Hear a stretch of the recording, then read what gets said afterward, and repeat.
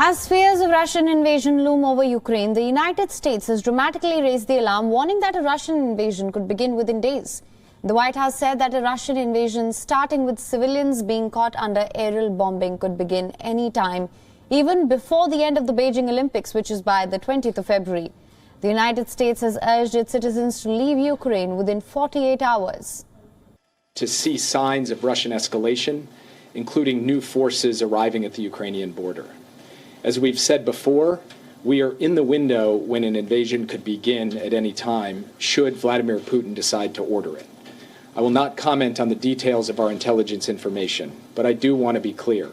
It could begin during the Olympics, despite a lot of speculation that it would only happen after the Olympics. If a Russian attack on Ukraine proceeds, it is likely to begin with aerial bombing and missile attacks that could obviously kill civilians without regard to their nationality.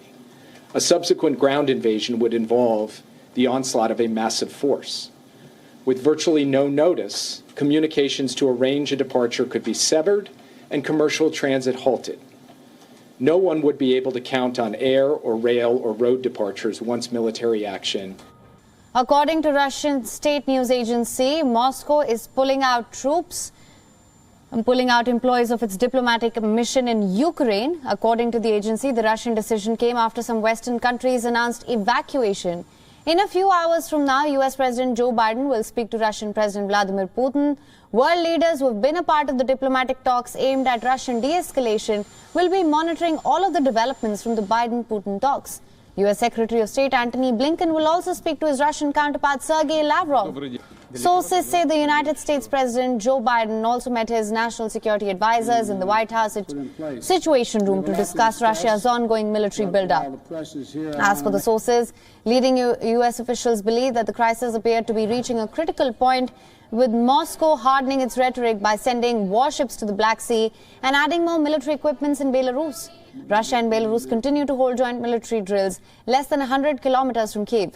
Images by the Russian Defense Ministry show tank drills and paratrooper landings during the joint drills. Top US General Mark Milley spoke to his Russian counterpart, General Valery Gerasimov. In a rare phone call, the two generals discussed several security-related issues of concern, details of which have not been revealed.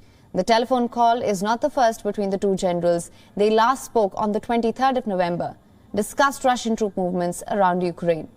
While Russia is sending in more troops near the Ukrainian border, the United States and NATO are trying to match its deployment.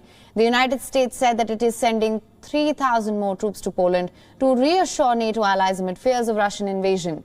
These 3,000 airborne troops based at the Fort Bragg in North Carolina will now leave the base in the coming days. They are expected to arrive in Poland early next week.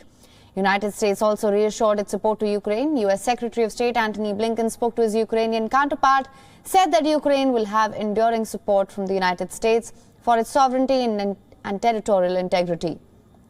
The growing alarm over the conflict comes despite efforts of shuttle diplomacy by the United States and the West.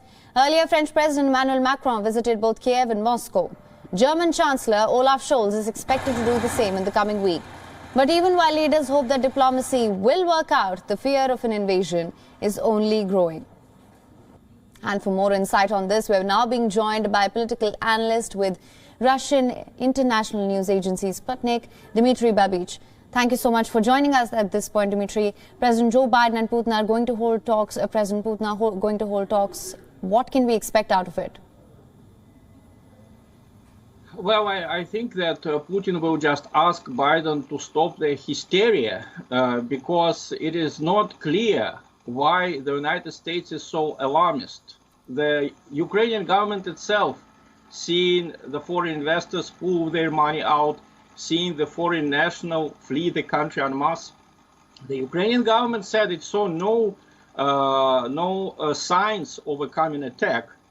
As usual, the Ukrainian government is very hostile to Moscow, which is unfortunately their tradition since the coup of 2014, when the legally elected President Yanukovych was ousted and Ukraine suddenly became a state very hostile to Russia. But even President Zelensky is asking the Westerners not to create panic. So I wonder what will happen when this attack doesn't take place, neither during the Olympic Games or after the Olympic Games. how will the West explain its actions? Well, we have seen it, On many occasions, their warnings were not fulfilled, and they always said, this is just because we were vigilant. So I'm sure after this talk, in a few months, in a few weeks, Mr. Biden will tell Mr. Putin was just stopped by our determined response. The reality is Russia is not going to attack Ukraine. That would be a very stupid move, very unpopular in Russia. Yes, we support the Russian minority in Ukraine, which is mistreated by the new dictatorial government that they had since 2014. But we have no plans to attack it. And there was not a single border incident in the last at least 1 year. And there was no Russian official who would threaten Ukraine with an attack. Right. This is all made up, just like weapons of mass destruction in the hands of Saddam Hussein, or future arrest of gay athletes at the Russian Olympic Games. These warnings of the West were never realized. Right.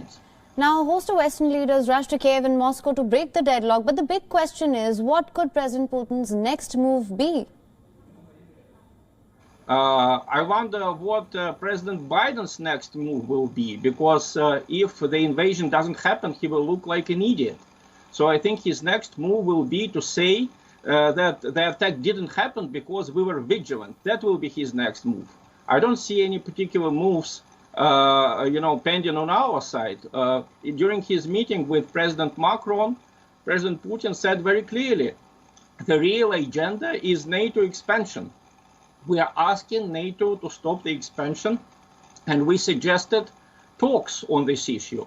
But instead of this real agenda, the West is kind of cards taken. They're replacing it with a fake agenda. The fake agenda is the impending Russian attack on Ukraine, which will never happen, of course. Right. Also, how do you see India's role as the tensions continue to rise between West and Russia? Well, I see that India is taking a very sober stand on this. India has just recently hosted President Putin. And of course, it was not a visit of a dictator. You remember how open and how democratic our discussions were. I think India has a more realistic view of what's going on the territory of the former Soviet Union, because India itself saw what happens when empires collapse and how Western powers are using certain tensions between ethnic groups or between people of various religious confessions to stir trouble in the former empires. I think the Americans are now trying to make Russians and Ukrainians quarrel in the same way imperialist powers were trying to make Indian Muslims and Hindus quarrel. Unfortunately, they succeeded. And unfortunately, they succeeded now in Ukraine. But still, 99% of Russians, we consider Ukrainians to be just like us. We all speak the same language. We understand each other even better than Pakistanis and Indians. It's virtually the same language. We all watch the same television for most of our lives. We went to the same schools. There are millions of mixed families. So no one in Russia in his right mind would like to invade Ukraine or force Ukrainians do what they don't want. What we are sad about is the terrible government that was forced on Ukraine in 2014 by imperialist powers. We saw how it happened during the so-called Maidan. It was a violent coup, openly supported by the Western governments. There was the German foreign minister, French foreign minister, Polish foreign minister who came to cheer the rebellion. And remember, in 2014, in February, these three ministers guaranteed the truce, peace between President Yanukovych and the opposition. The opposition broke that promise in a day, even less. And these three ministers were never protested. They just accepted what they called the revolution, which was in fact a violent change of government.